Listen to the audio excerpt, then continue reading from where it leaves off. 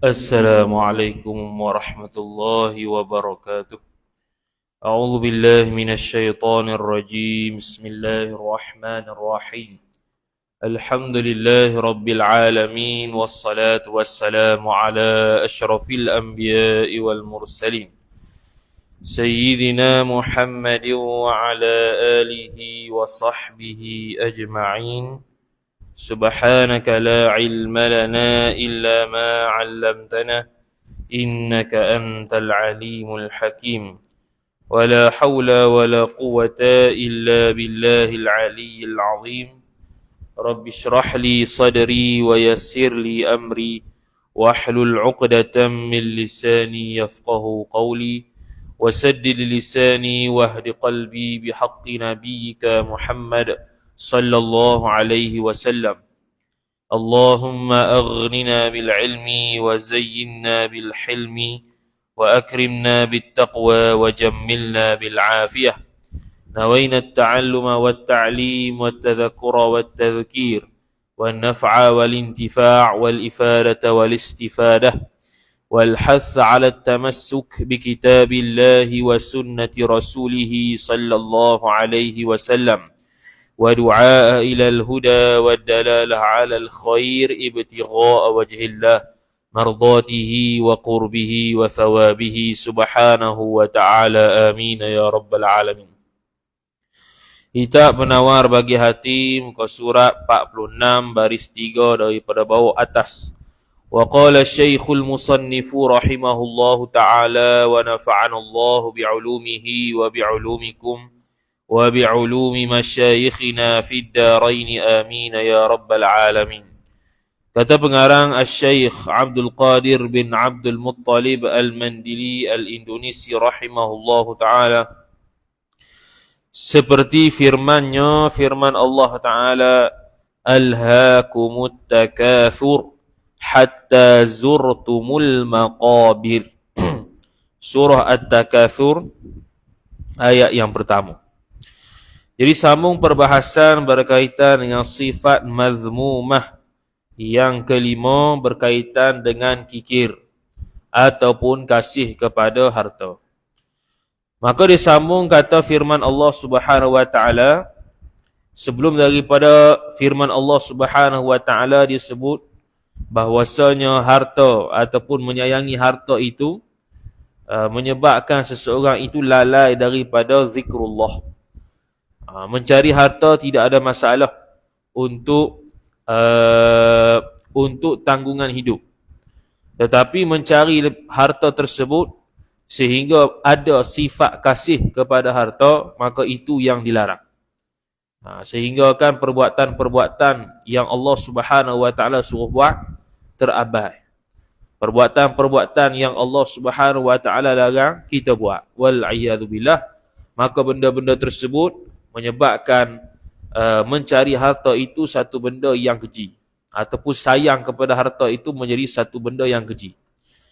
Antara benda yang boleh menyebabkan seseorang itu kikir dengan sebab hartanya itu ialah kasih sayang kepada harta, sehingga kan kewajipan yang sepatutnya dibuat tidak dibuat. Sepatutnya membayar zakat, tiba-tiba tak bayar zakat.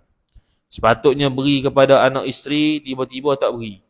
Sebab apa tak beri? Sebab dia ada kasih sayang kepada harta. Maka kewajipan yang disuruhkan Allah Subhanahu wa taala tak dibuat. Maka sambung dia kata, bagi dalil sikit, dia kata seperti firman Allah Ta'ala, Alhaakumut takathur hatta zurtumul maqabir. Artinya, arti ayat Quran, melalaikan akan kamu daripada mengerjakan amal ibadah oleh bermegah-megah dengan harta dan anak dan lainnya. Dia kata, apa yang melalaikan kita daripada mengerjakan amal ibadah? Tamanya bermegah-megah dengan harta. Ada sifat tamak untuk nak harta. Ataupun ada harta tapi kita berbangga-bangga dengan harta sehingga kan kita lalai hak kita kepada Allah Ta'ala. Sehingga menyebabkan tidak sembahyang, atau menyebabkan sembahyang tidak khusyuk ke, atau menyebabkan tinggal puasa Ramadan, atau menyebabkan tidak membayar zakat. Sepatutnya bayar zakat mah tiba-tiba tak bayar.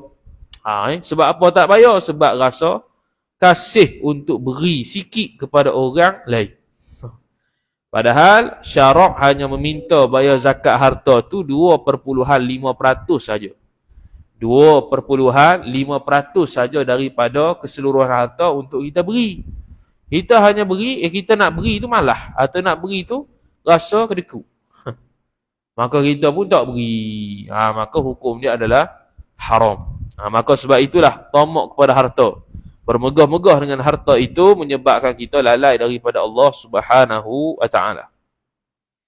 Dan anak juga boleh menyebabkan kita lalai daripada Allah Taala, dan lain daripada anak dan juga harta. Cuma di sini bab berkaitan dengan lalai disebabkan harta. Ada juga lalai disebabkan dengan isteri dan anak-anak. Disebabkan isteri dan anak-anak kita bermaksiat kepada Allah Subhanahu wa taala. Disebabkan isteri dan anak-anak maka kita tidak lagi patuh pada Allah Subhanahu wa taala. Maka dia pun sebut hingga ziarah kamu akan perkuburan. Apa hingga ziarah kamu akan perkuburan? Artinya hingga kamu mati dan ditanam kamu di dalam kubur. Sampai mati tanam kubur dah, simpan dalam kubur dah, masih lagi lalai daripada Allah Subhanahu wa taala dengan sebab harta. Sehingga kata hak nak mati pun masih ingat harta. Nak sakaratul maut, hampir nak mati pun masih ingat harta. Maka orang ni orang yang tercela, hati dia ada penuh dengan keduniaan. Sebab tu kalau ada harta tu kena buatlah harta tu ke arah ibadat.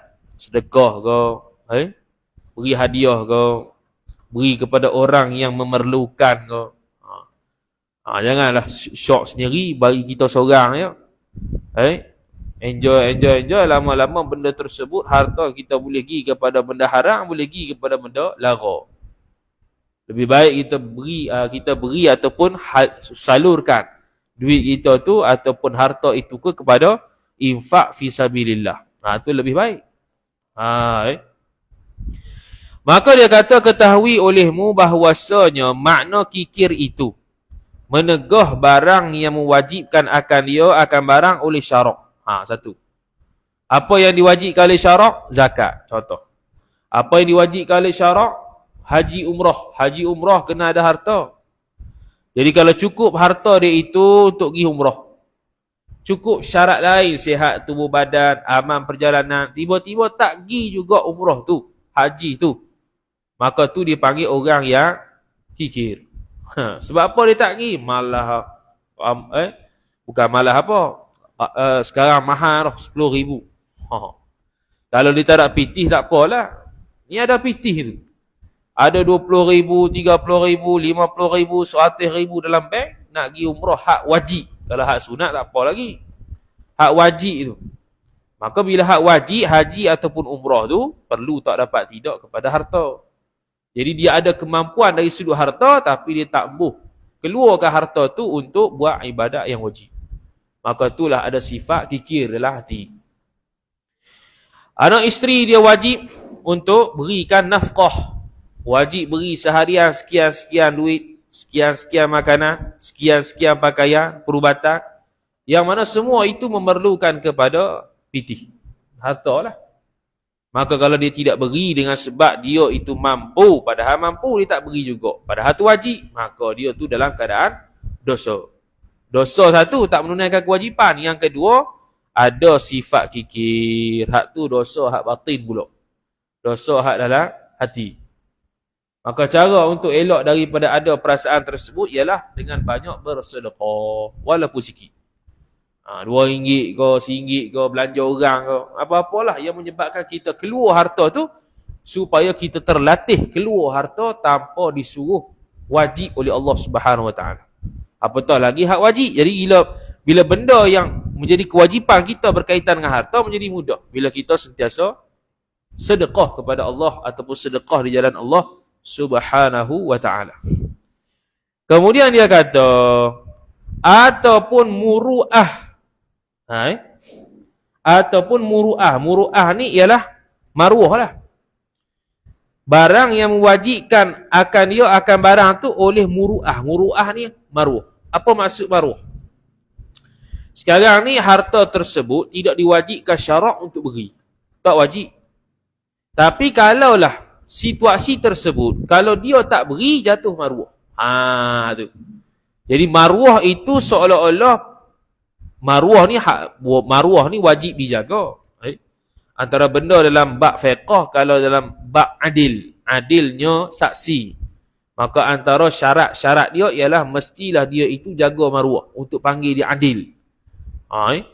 Adil ni bukan adil pengadil tu, bukan adil tu sama rata ke sama hak ke, bukan. Adil dalam bab suami lain, ni adil dalam bab saksi. Dia mesti tidak melakukan dosa besar, tidak berterusan melakukan dosa kecil, ada pendengaran, ada pelihatan, boleh bertutur, ada akal, balik, merdeka, lelaki, kemudian jaga maruah. Banyak tu. Jadi jaga maruah tu salah satu daripada benda yang perlu dijaga. Jadi ada harta yang mana perlu diberikan, kalau tak beri jatuh maruah. Sekali dia bagi contoh. Yang pertama iaitu benda yang mewajibkan oleh syarak. Seperti zakat. Zakat.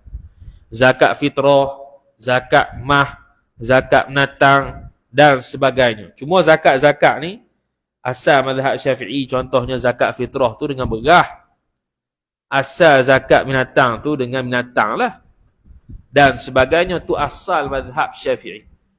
Cuma mungkin zaman sekarang ni pusat urus zakat tak mampu untuk terima zakat-zakat tersebut dalam bentuk yang asal. Kerana tak tahu nak simpan mana.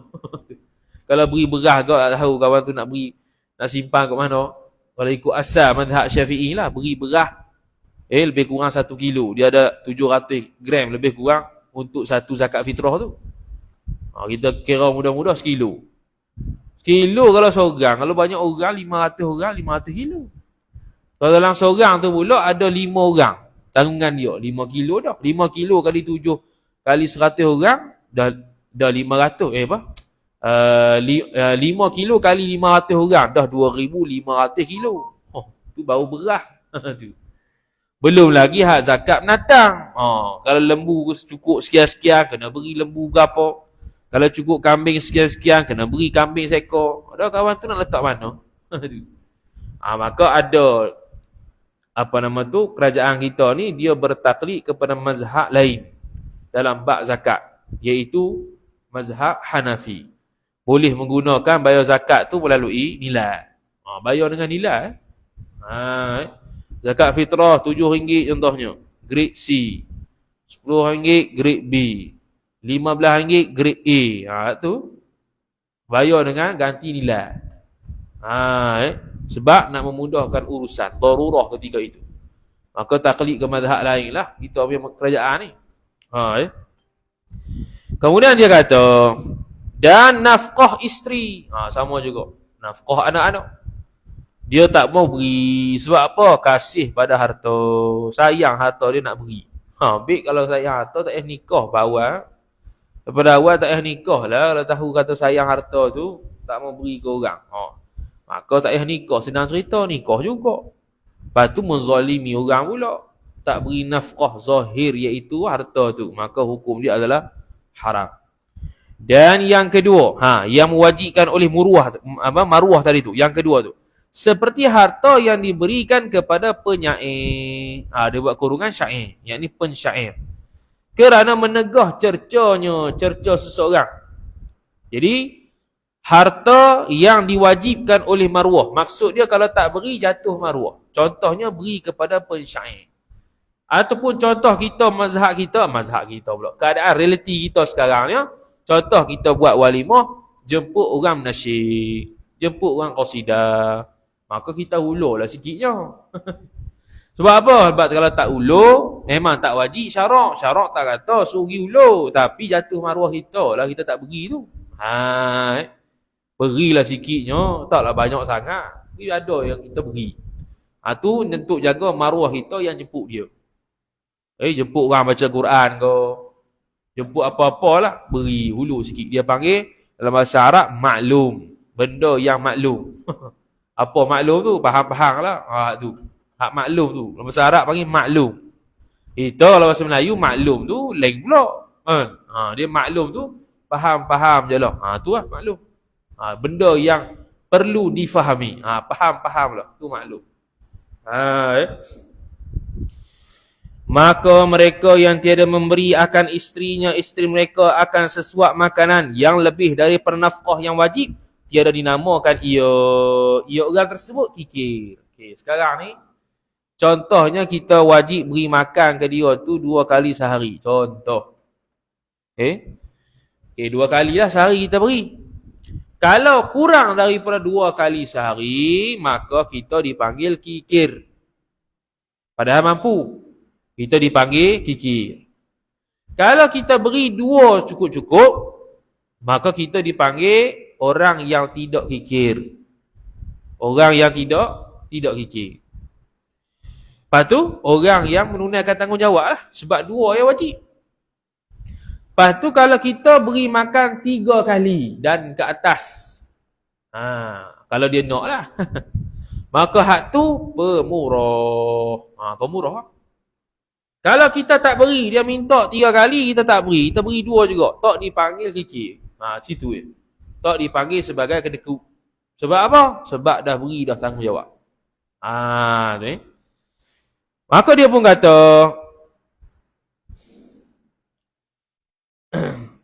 tadi.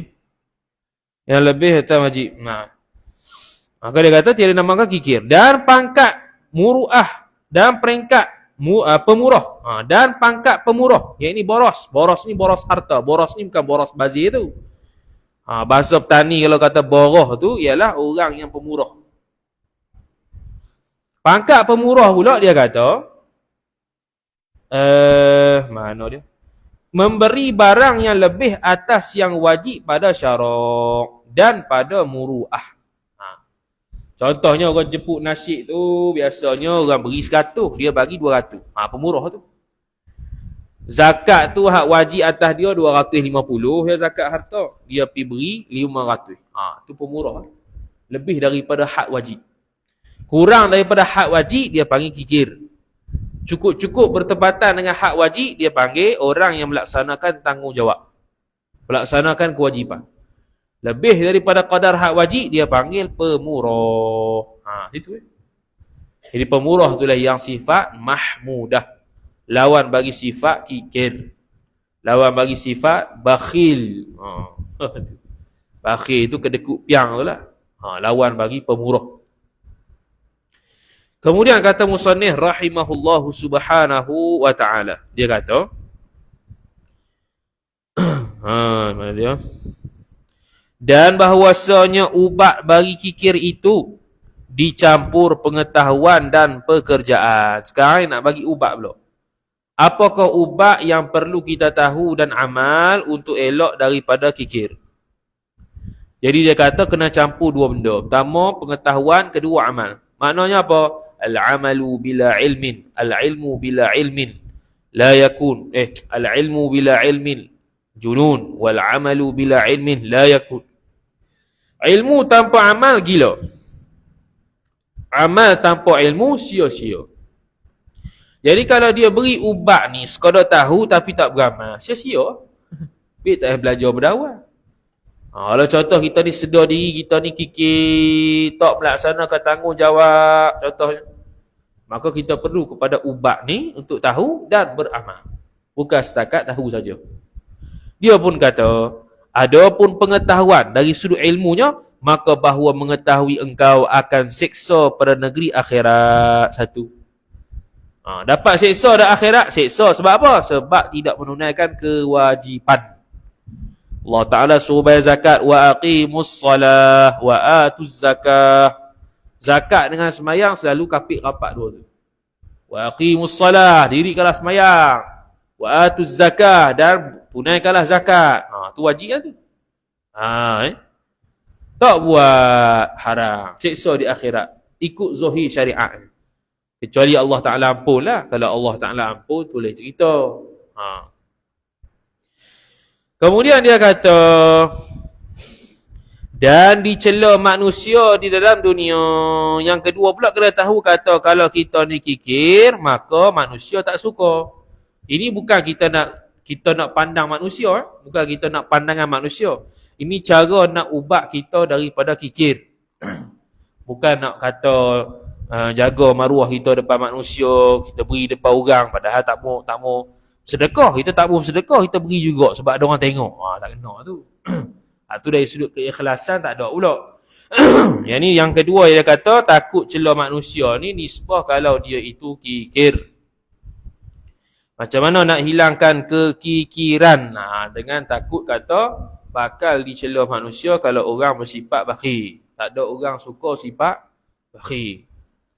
Dan mengetahui engkau akan bahawasanya harta itu tiada bersama-sama dengan dikau ke dalam kubur. Yang kedua, yang ketiga.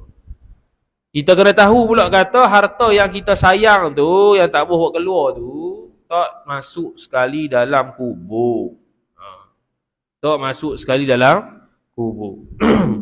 Hak lagi teruknya ialah dia tak boleh guna pitih dia guna pitih orang. Lagi teruk lah tu.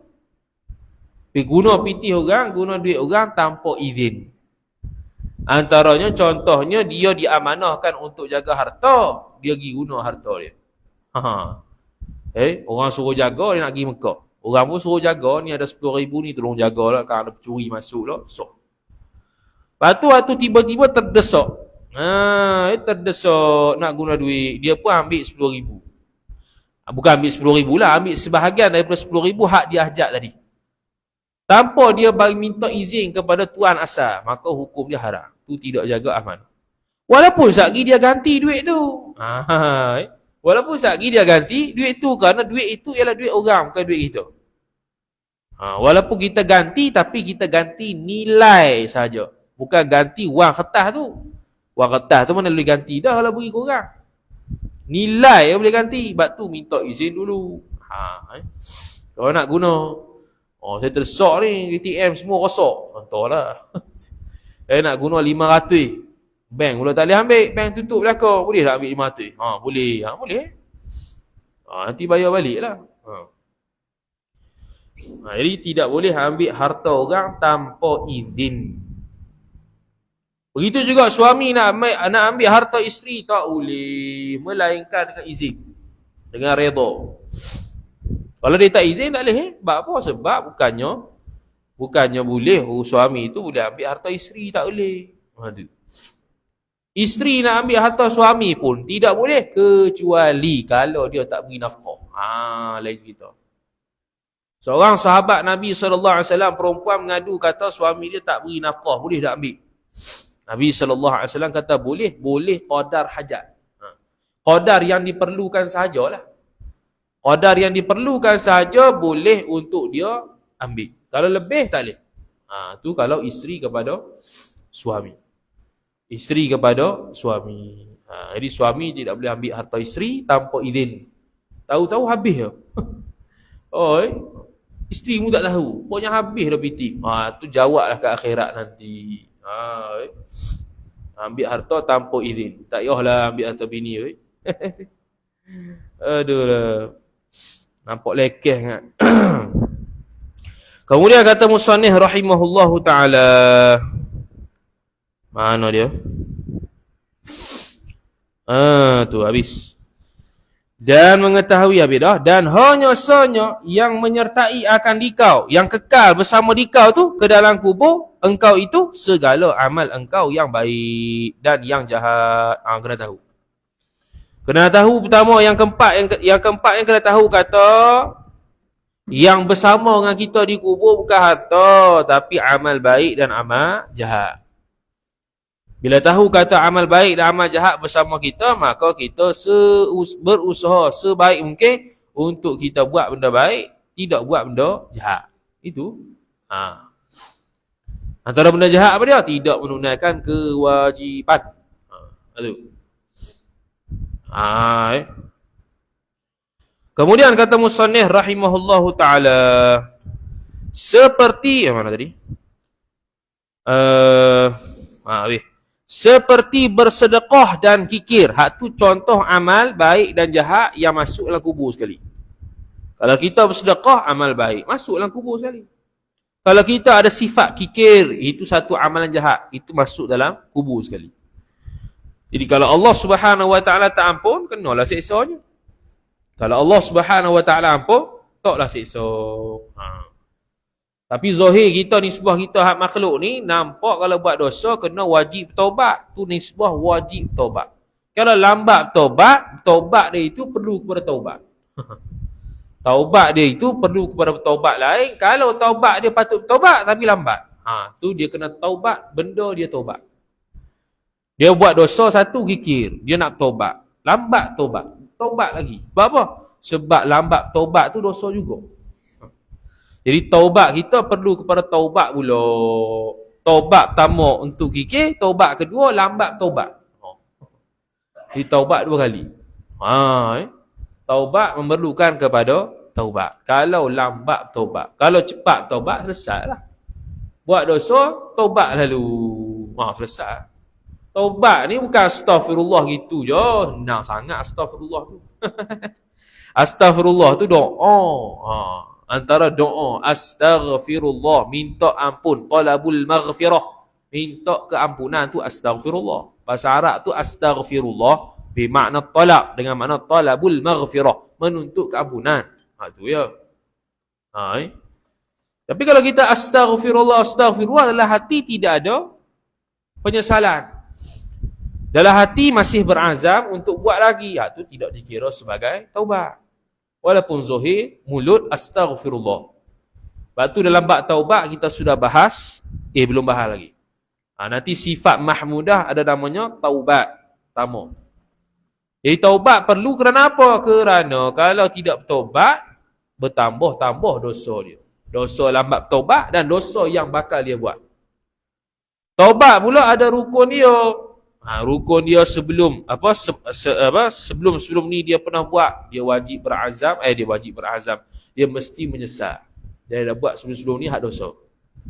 Hak akan datang dia kena berazam, kata dia tak mudah buat dosa tu.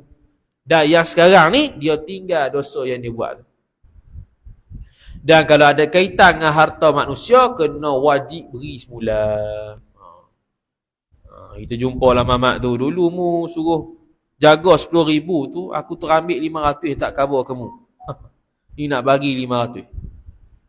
Suami ambil duit isteri, bayar balik. Ni hari tu dulu pinjam, bukan pinjam, kita ambil 10,000 senyap-senyap. Ni nak bayar balik. Tu baru taubat. Kalau tak taubat, tidak sah taubat dia. Sebab tu dalam kitab Minhajul Abidin, Imam Al-Ghazali rahimahullah, dia sebut aqabah pertamanya ilmu. Rintangan untuk sampai kepada Allah pertamanya ilmu. Yang kedua bertaubat. Sebab apa dia dahulukan ilmu kemudian bertaubat? Kerana kalau taubat dulu tanpa ilmu, dia tak tahu macam mana nak taubat. Sebab tu rintangan pertamanya ilmu. Dia wajib belajar dulu macam mana nak taubat.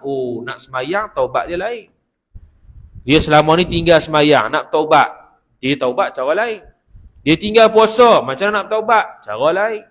Dia berhutang dengan orang, cara nak taubat, cara lain. Jadi cara-cara tu nak tahu, dia kena belajar. Orang tinggal semayang, wajib qada. Itu taubat dia. Orang tinggal puasa, wajib qada. Hak tu dia punya taubat. Tak bayar zakat 10 tahun, wajib bayar 10 tahun. Hak tu taubat dia. Apa lagi? Ambil harta orang, wajib beri balik. Kalau tak ada dah, beri nilai senilai dengan dia. Kalau kita curi barang orang lah, kita pun nak bagi balik, tak tahu berapa. Tak tahu berapa. Benda tu hilang dah. Maka kita beri kodar nilai yang kita curi tu. Nak beri ke orang tu, tak tahu dah siapa dia tau yang kita curi tu. Maka kita sedekah ke mana-mana pihak, niat pahala pada dia. Untuk hadiah pahala pada dia. Tu cara bertaubat. Kata Imam Al-Ghazali, bagi orang yang curi tak tahu siapa yang curi. Tu cara bertaubat masing-masing tu. Bukannya taubat astaghfirullah selesai. Bukan. Senang sangat tu. Habis. Kemudian kata musannif rahimahullahu ta'ala.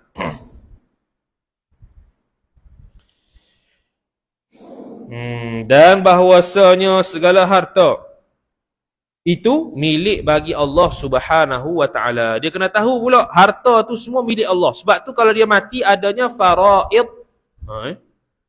Sebab apa ada faraid? Sebab harta itu, harta dia ketika itu milik Allah secara hakiki.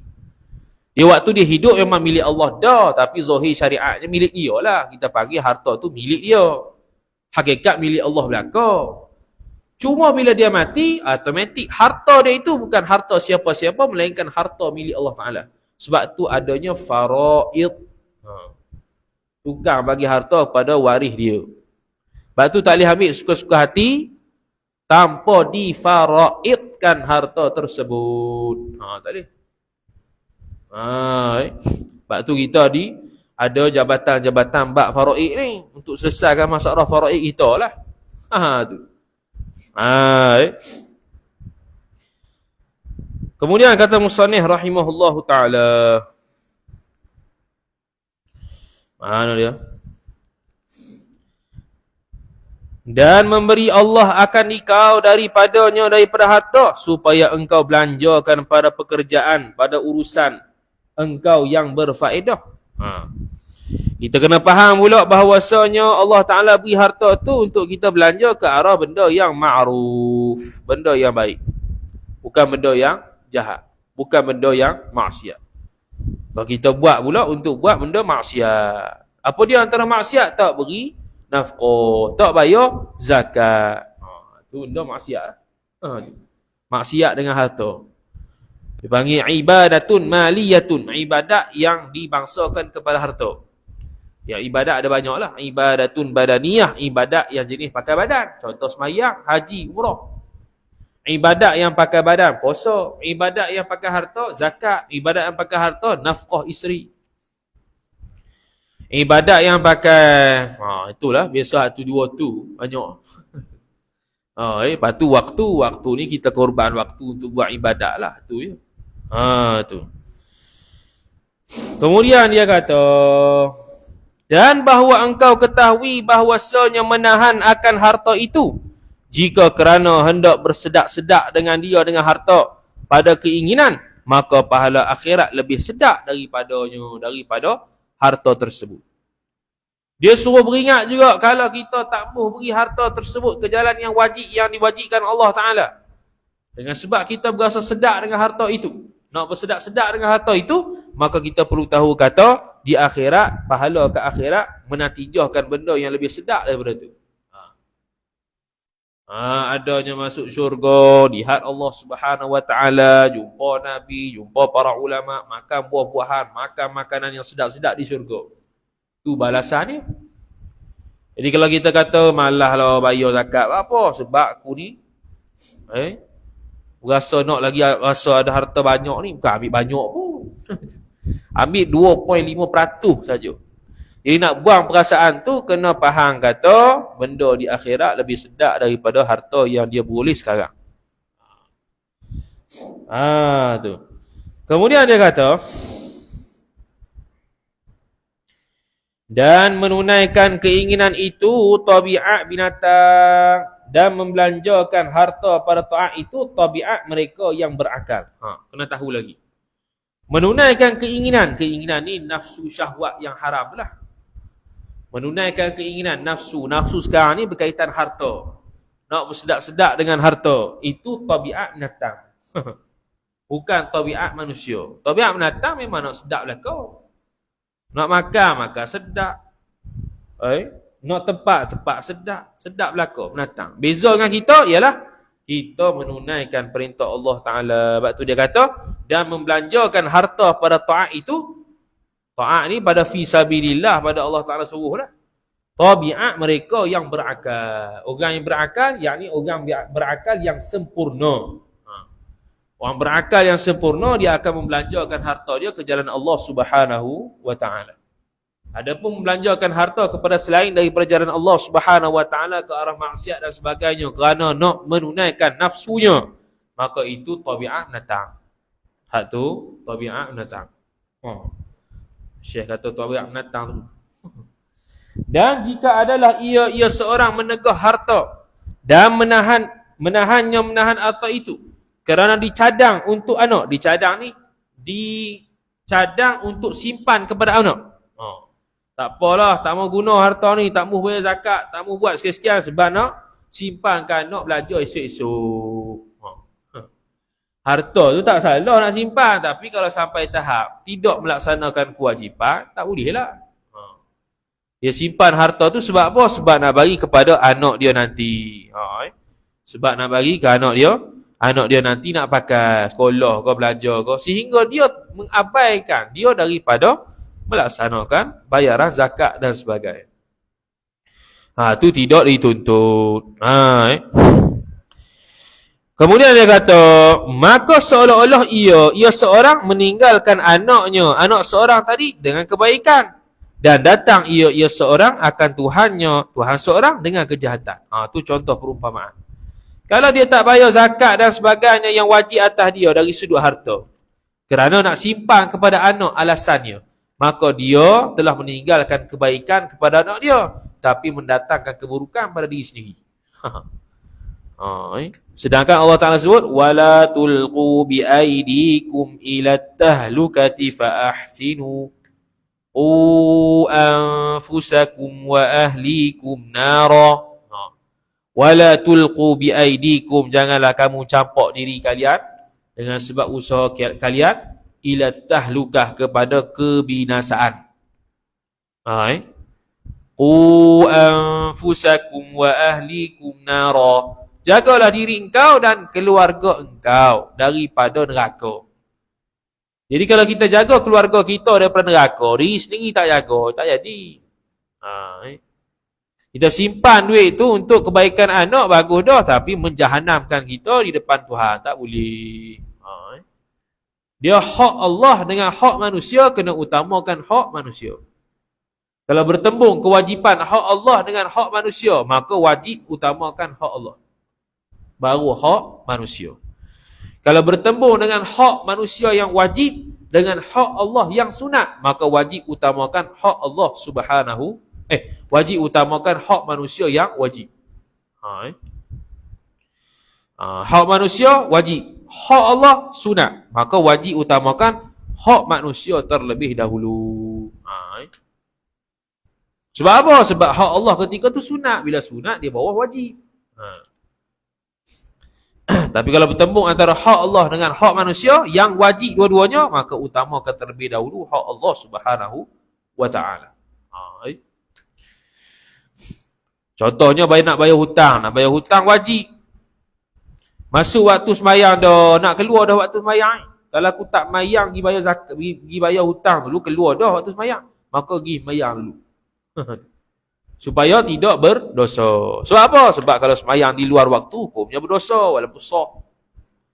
Bayar hutang boleh juga bila-bila. Dalam waktu ni boleh, luar waktu boleh bila. Boleh belaka. Asal bayar je, tak ada waktu. Sedangkan ibadat Allah Ta'ala ni ada waktu, dikaitkan dengan waktu. Dan waktu sekarang ni sudah sempit. Dah nak masuk waktu lain dah. Kau semayang dulu. Tu contoh. Kemudian kata musannif rahimahullahu ta'ala,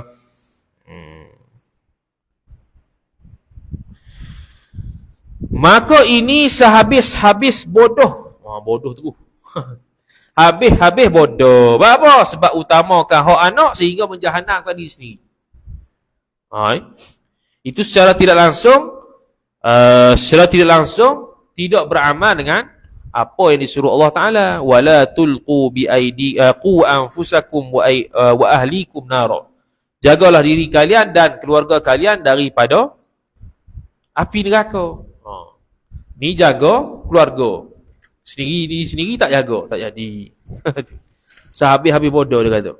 Sebab apa sehabis-habis bodoh? Kerana menyenangkan ia seorang akan orang yang lain, dengan memberi mudarat ia seorang akan dirinya sendiri. Dia nak suruh anak dia senang, hidup senang, bawa simpan harta sampai dia tak bayar zakat.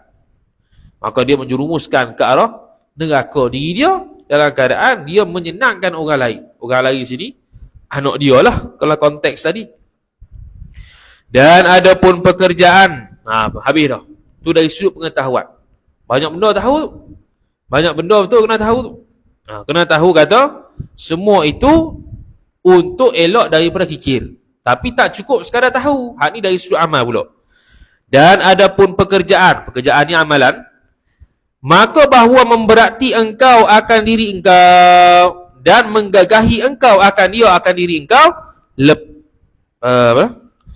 atas memberi dan atas murah. Dia kata memberati.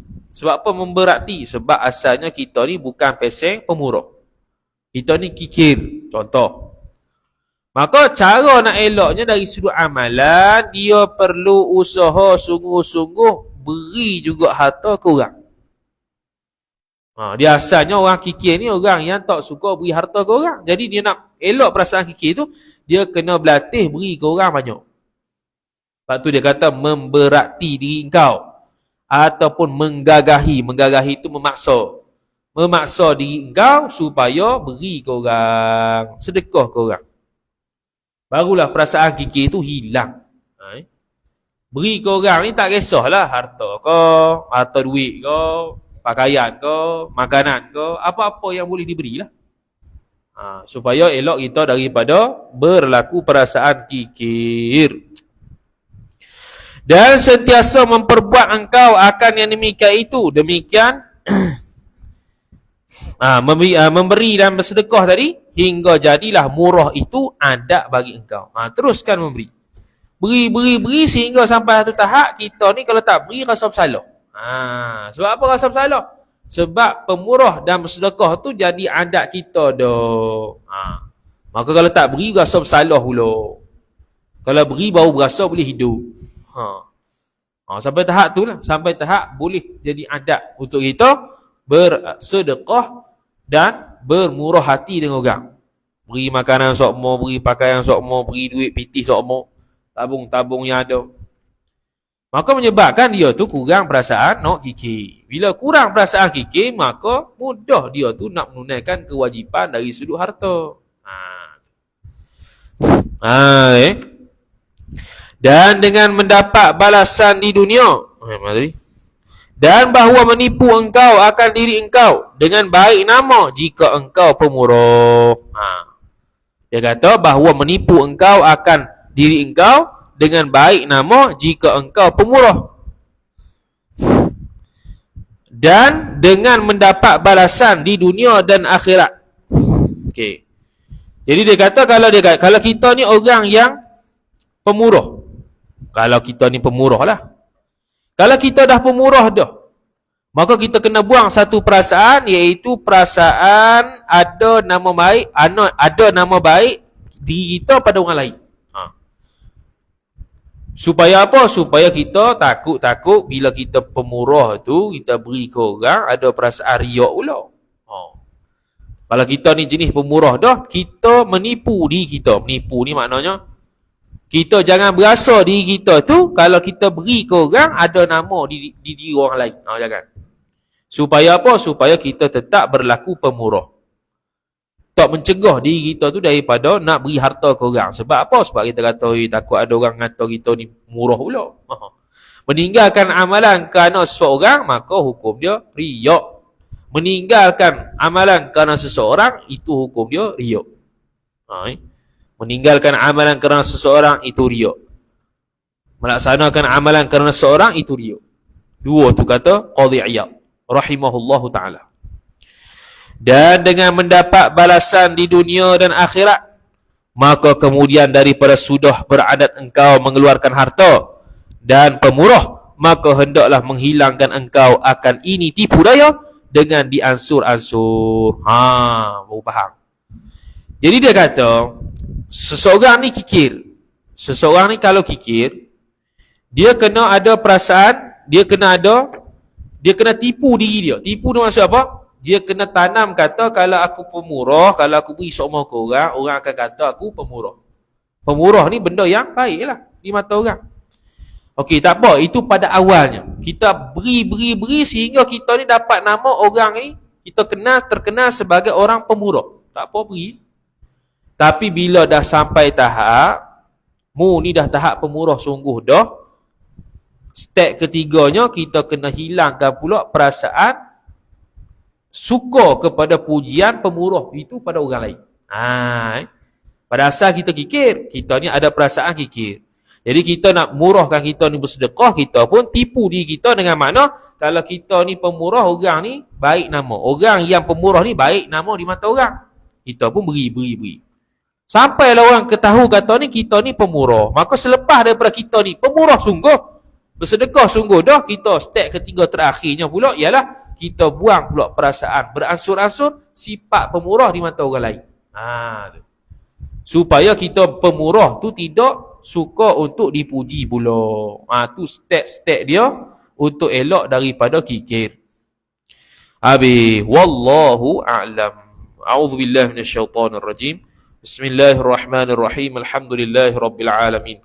Wassalatu wassalamu ala asyrafil anbiya'i wal mursalin sayyidina Muhammadin wa ala alihi wa sahbihi ajma'in. Allahumma zidna ilma warzuqna fahma. Allahumma zidna ilma warzuqna fahma. Allahumma zidna ilma warzuqna fahma. Wa sallallahu ala sayyidina Muhammad wa ala alihi wa sahbihi wa baraka wa sallam. Walhamdulillahi rabbil alamin. Wassalamu alaikum warahmatullahi wabarakatuh.